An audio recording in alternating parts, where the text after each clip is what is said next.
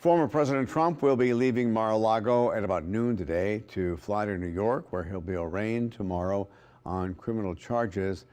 Mr. Trump is the first former or sitting president to face charges this serious. Congressman Steve Scalise, who is the House Majority Leader, joined other Republicans in defending Mr. Trump, even though we don't know exactly what charges he'll be facing. Congressman, the big news, of course, was the indictment of former President Donald Trump by the Manhattan DA. You came out, as many Republicans did, condemning it very strongly, saying it's a sham. The indictment hasn't been unsealed yet. I mean, how do we know? Well, first of all, you've been seeing for weeks, this DA just wanted to go after Donald Trump. And I think anybody that looks at this objectively would say, okay, they're saying it was a federal charge that they're going after him on. The feds didn't even go after President Trump on it, and the statute of limitations Well, he is going after expired. state charges. Well, he's trying to find a way to make state charges. The real question you should ask is, if his name was anything other than Donald Trump, do we think this DA would be going after him? By the way, this DA is known and brags about letting hardened criminals out of jail in a city in New York where crime is out of control. So this guy brags about letting hardened criminals out of jail, but he wants to go after Donald Trump. I think everybody knows it's because of his name. Hillary Clinton got a fine, no jail time, no indictment on a very similar charge. So again, if his name was something other than Donald Trump, this wouldn't be a case, and I think most people know it. So is justice really being fair here? I don't think so. Now, the DA had looked at this about a year ago. He decided not to impanel a grand jury.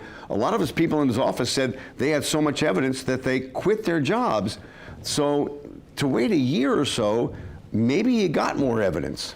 Well, again, the federal government chose not to go after it. And this is while Trump was President Biden's in office today. Joe Biden's Justice Department chose not to pursue this, and it's a federal charge primarily. So again, if his name wasn't Donald Trump, everybody, I think, knows they wouldn't even be going after him. A former president has never been indicted. It just seems like when you see the raid on Mar-a-Lago, Joe Biden had classified documents. There was no raid on Joe Biden's home in Delaware. There was no, by the way, there was no leaked photos. Well, there is a different standard that's applied to Donald Trump than anyone else. And again, in America, this isn't a third world country. We know that goes on in other countries. That shouldn't be the case in America, where government can be weaponized to go after political opponents. Well, there is a difference in the documents found at Mike Pence's property, the documents found at Joe Biden's property. No, there's not. Not at Joe Biden's property. No, I understand. There were similar documents. However, when they turned them over voluntarily, and when they said they turned them over, they didn't have to be subpoenaed. No, go look at what Biden's own attorneys said. There were only these documents, and then they went back in and they found a whole lot more than what Biden's attorneys said. But why did they take his word for it? And why was there no raid? There were no leaked photos. Again, very different standard being applied. And oh, by the way, Joe Biden had some of those documents back to when he was a United States Senator, which a United States Senator is not allowed to have classified documents. Every former president has had classified documents in their possession, and that's a negotiation that happens. It's a very clear double standard. That's what my real concern is. If somebody did something wrong, apply the law equally to everybody. It's clearly not being applied equally here. Well, and that's just one of a number of investigations. There's a Georgia investigation, a New York State civil suit.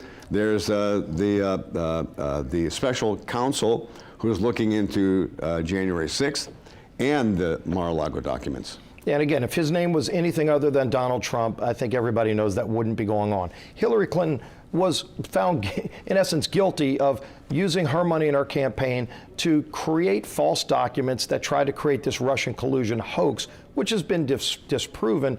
But all of that happened during the 2016 campaign, and she wasn't persecuted and prosecuted over and over again. Let's have justice applied equally to everybody. All right, well, we're running out of time, but I do want to ask you about the bill you sponsored. It did pass in the House. Yeah. And the name of it is? The Lower Energy Costs Act. Great bill for Louisiana and for the country. Because you also included in that more revenue for Louisiana, because we're not getting our fair share. Right. Louisiana gets 37.5% of revenue for drilling offshore. Every state inland gets 50% of the revenue. And so I added language in my bill that would get parity for Louisiana. And by the way, that would mean just yesterday we got a $156 million award for revenue sharing from 2022. We would have gotten an extra $70 million if my bill was law. all that money is used for coastal restoration in Louisiana. So more money for coastal restoration, lower energy costs for families all across America, and better jobs here in Louisiana. And it did pass in the House with a couple of Democrats. If it gets to the Senate, Chuck Schumer says it's dead on arrival. You said you've been talking to some senators. Yeah, I've heard from a number of senators, including Democrats, that are very interested in this bill. And so we're going to continue the negotiation. It had to start with passing the bill through the House. There were some that didn't think it could pass the House. So we had a lot of work that was done this week to make sure the bill passed. You have the Republican majority. You knew it was going to pass. But we had some members that were against it earlier, and so I helped negotiate some of the agreements we had. There were some Florida members that didn't want any drilling on the Northeast coast members, whether it's New Jersey, New York. They had some issues that we worked out with them. This is a bill that deals with a lot more than oil and gas. It even involves critical minerals. You can't mine in America for computer chips or solar panels or car batteries. Most of that's coming from China. And so in this bill, we address that too, so that we can make more things in America. No one does it cleaner or more efficient in the world than America, yet it was really hard to do that. The Lower Energy Costs Act opens that up. Well, we'll see what happens when it gets to the Senate. Thank you for coming in. Go Tigers. I appreciate that.